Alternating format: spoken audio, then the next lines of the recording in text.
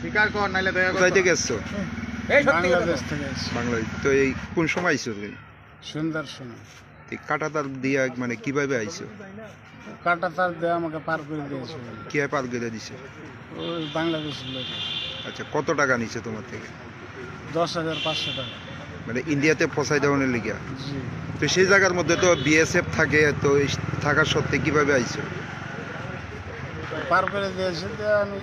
কাটাতারে নিচ দিয়ে আইছো নাকি দা? হ্যাঁ, কাটা তারে তো বিএসএফ থাকার সত্ত্বেও তুমি আইতে পারছো, কোনো অসুবিধা হয়েছে না? অসুবিধা হয়নি তো, কেউ দেখেনি। তো এই আগরতলার মানে কি কারণে আইছো? আগরতলাতে আমি চেন্নাই যাবো, এই জন্য চেন্নাই রাজমিস্ত্রির কাজ করতে। কাজ করার জন্য। তো এই পাসপোর্ট আছে তোমার? জি না, পাসপোর্ট ছাড়া আইছো। বাংলাদেশ কোন জায়গাতে বাড়ি?